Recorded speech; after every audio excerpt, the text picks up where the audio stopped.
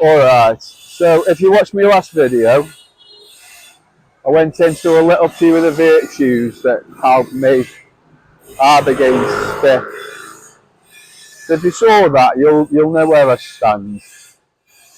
Ibogaine without integration is literally a setup for failure. It can and will reset your brain, your body and your nervous system, but typically it'll give you like a 90-day, 3-month window to make the changes that you've been avoiding all your life basically, and you know, allow you to approach them from a very real place, and that's the gift. But if you don't back that reset with emotional work and daily structure, you're going to slide back very, very fast. So I'm going to give you the principles. I'm going to go a little bit deeper into the principles that actually keep you free. No mysticism, no sugar, no bullshit, just straight talk. If you're serious about staying clean and building a life that holds, lean into what I'm saying very, very hard. So again, a quick note. Nothing here is medical advice. I'm not a doctor. I'm just someone who's helped a lot of people conquer a whole host of serious addictions, chronic anxiety, feelings of shame and self-worth issues. So here are the biggest virtues that are going to help. All right. So first of all, authenticity. Drop the mask, because addiction is built on lies. I'm fine, I can handle it, this is the last time. I said that shit on repeat every fucking day. And those lies become a mask. And if you wear it long enough, you start believing it and forget who you are, and forget you really are. Because when you're an addict, it's always showtime.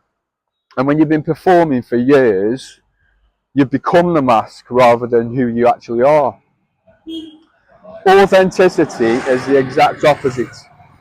It's tearing off the mask, even if what's underneath feels ugly or broken. It's saying, this is me. This is the damage, this is the truth. And if you can't be real with yourself, you'll never be able to heal. Recovery built on performance collapses. Maybe not today, but very soon. So being authentic doesn't mean oversharing with everybody. It means choosing honesty over performance. No more playing tough when you're crumbling inside. No more pretending you've got all your shit together when you clearly fucking haven't, and everybody else knows that you haven't. People can smell bullshit a mile away. I mean, some people won't like that you're being honest. I mean, I've had people get really, really uncomfortable. People that I work with, because I've got my own business. People who found out that I used to take a lot of drugs have, you know, severed kind of business relationships with me. But so be it. I'd rather build a new life on complete honesty and authenticity, because bullshit collapses and you can't build a new life on it. So the second is brutal honesty. Tell the truth, especially to yourself, because the easiest person to lie to is yourself. And in addiction, you become world class at it. Starting 11. Bullshit FC, starting 11. I'll change tomorrow. It wasn't that bad. I deserve this one slip up. That, my friends, is the soundtrack to relapse. And it doesn't start with the drugs. It starts with the bullshit. It starts with the lies. Brutal honesty is the antidote. Stand in front of the mirror and call yourself out straight. Not I slipped. I sabotaged myself. Not I'm struggling. I'm being weak right now. Not just it happened. I lied to myself again. It hurts to admit. It really, really hurts to admit. But it will save your life. And as long as you spin stories, you will spin in circles. Excuses and half-truths are the gasoline or the petrol that fuel the fire of addiction. So throw away the petrol can. Throw it away.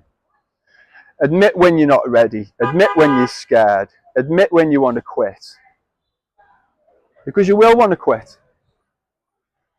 And you can't fight the truth. Sorry, you can fight the truth, but you can't fight a lie. You can't fight a lie that you're still telling yourself. Okay? Now, the third is really, really important, evolution. There's no standing still in recovery. You're either moving forwards or you are sliding backwards, full stop. Now, old patterns don't retire because you've had a breakthrough. They will literally sit in the shadows doing press-ups, punching the punch bag, waiting for the moment when you fuck up. And you will. Growth isn't just optional, it is literally survival. Literally survival. Not performative growth, real work. Real work. Read things that stretch you. Learn new skills, try things that scare the shit out of you. Meet people outside of your old circles. Expand your world so that old habits don't fit anymore. Addiction shrinks your life to a single obsession. Everything else just disappears. Friends, hobbies, ambition, self-respect.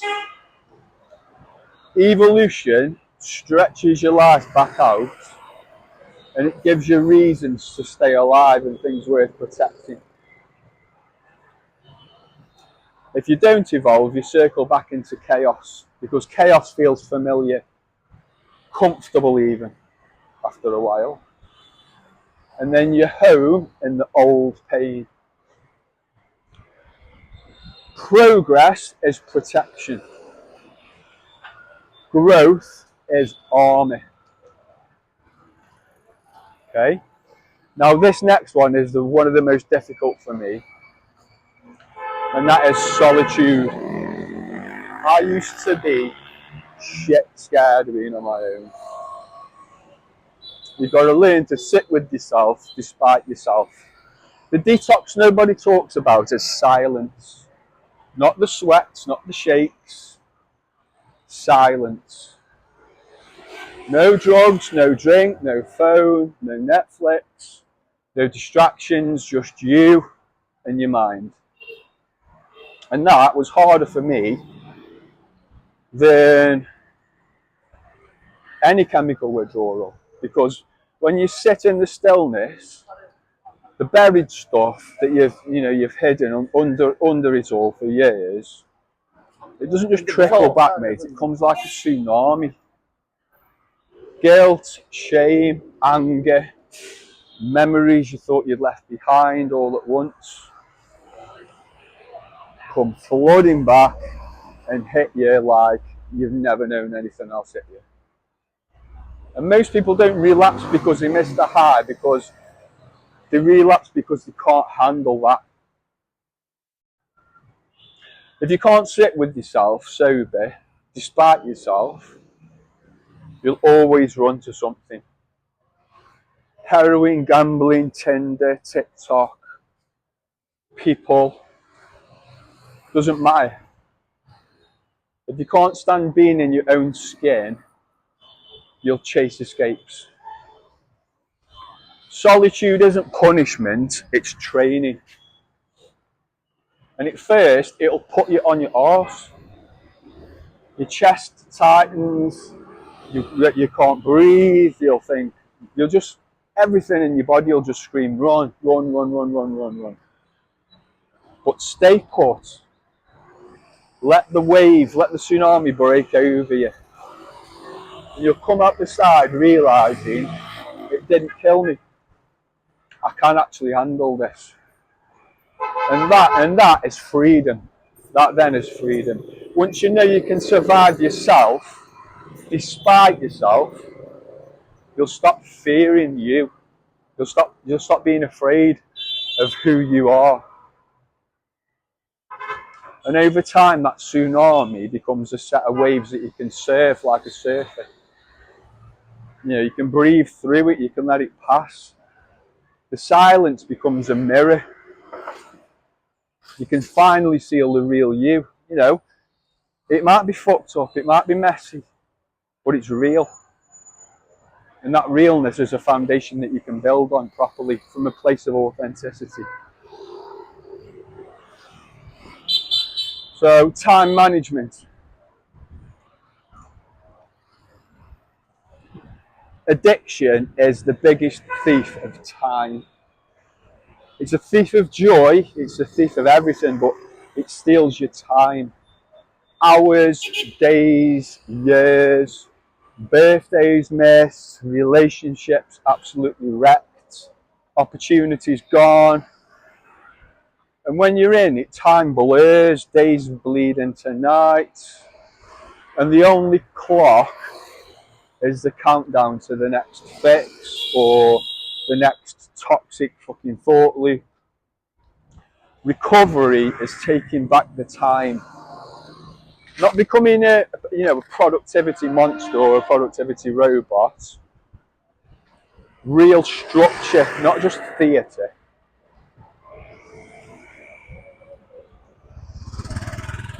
If your day is full of chaos, relapse walks right in. Boredom is dangerous. Isolation is dangerous. No plan is dangerous. I tried winging it, and within days I was very, very restless, very, very irritable. The whisper just started again, just the one, it'll be okay. And chaos gives old patterns the room to breathe. The shift came when I built in a proper framework. Movement, self-care, rest, connection, repeat.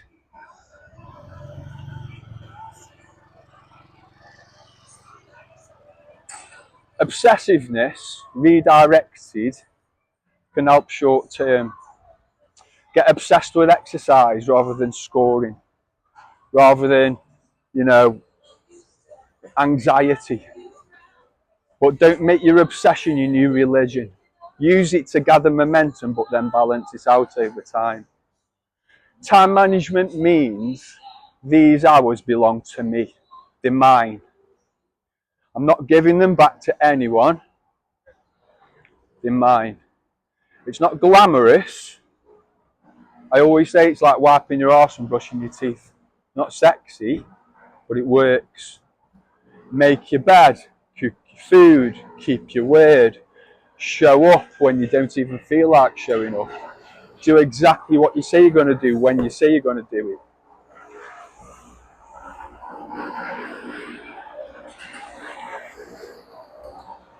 When you waste your time and you waste your second chances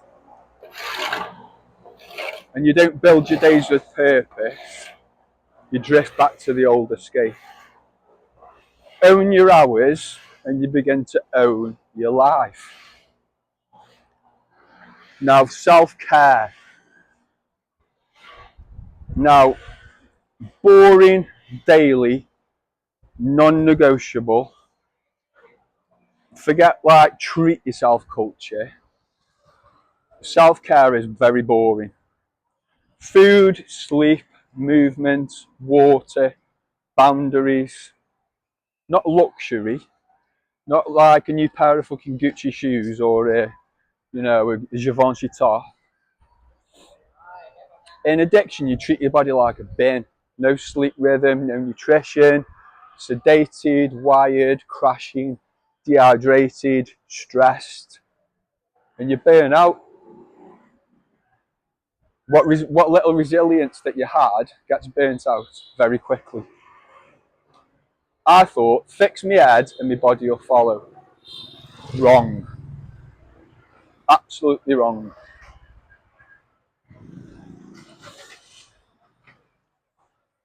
When the body's wrecked, the mind doesn't stand a chance. Mind, body, soul are the Holy Trinity.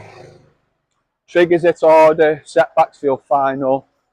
Body, mind and soul, all three aligned, or you are asking for trouble. Literally. Eat actual food, fruit, vegetables. Sleep properly, move your body, drink water. It doesn't solve everything, but it'll give you a very, very, very good baseline to work from. Self-care is also psychological. Catch the self-abuse and cut it out without any guilt. Say no to people that drain the shit out of you. You know, claim calm instead of chasing chaos. Boundaries are part of hygiene. You know, if 3 hours of scrolling bullshit leaves you empty, stop scrolling. If saying yes to toxic people that you know you shouldn't be saying yes to drags you down, say no. Sorry, not today. Draw the line and keep it. Self-care in recovery isn't optional, it's survival. With it, you're rock steady. Without it, you are naked on the Serengeti plain. Okay? Now, relationships. This is really important. Protect your circle. People, hold on a minute.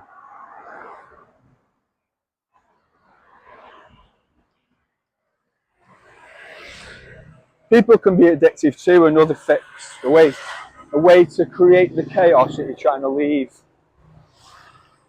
So, relationships are a huge part of integration. We are social creatures. And if you don't clean this area up, you lose ground very, very, very fast. If they drain you, you go. Partner, friend, family member. If they pull you into chaos, belittle you, trample on your boundaries, piss on your chips, if they lose access, just cut them off. Healthy relationships lift you up, hold you accountable, respect your limits.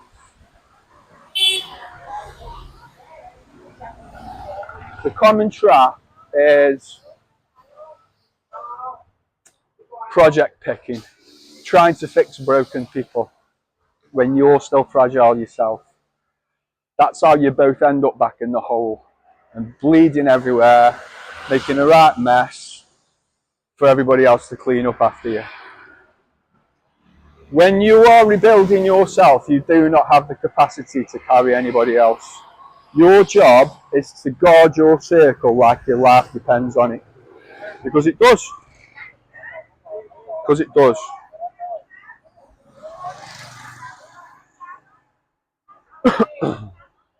So just look around, oxygen or poison. Keep oxygen, cut poison. No apologies. No apologies. Alright, so gratitude. Fastest nervous system reset. Gratitude can sound really corny. Platitudes, lists. You know, I mean, I used to really roll my eyes at this shit too, but gratitude isn't pretending that life is fine. It's forcing your brain to change perspective. and figure out what is actually working for you instead of worshipping what's broken. Addiction trains scarcity. I don't have enough. I'm not enough. Gratitude flips the script. What do I have? What can I be grateful for right now? What can I build from? What an amazing position I'm in right now. The biology matters. Consistent gratitude practice completely changes serotonin, completely nudges dopamine in the right direction and calms the nervous system. You lay new tracks in your brain. For me, it wasn't just about like perfect journals. It was an attitude. I mean, I was sleeping on a knackered mattress in my mate's spare room. Outside, my life looked cooped. But inside, I chose to be very, very thankful that I had a roof over my head. I had somewhere to sleep. Things could have been a lot worse. And that shift changed everything. In my heart, I had everything. The outside world said the exact opposite. But your outside world is a direct reflection of your inner world. You balance it. You know, that's enough to tilt the day. Gratitude is literally rehab for your nervous system. It's free, it's powerful, and it's daily. Okay? So, if you or anybody else could benefit from this information, get in touch with me. If you know somebody else who might be able to benefit from this information, share this video with them and get in touch with me directly. There'll be a link to my direct email address in the description. And thanks for listening, and I hope you have a great day.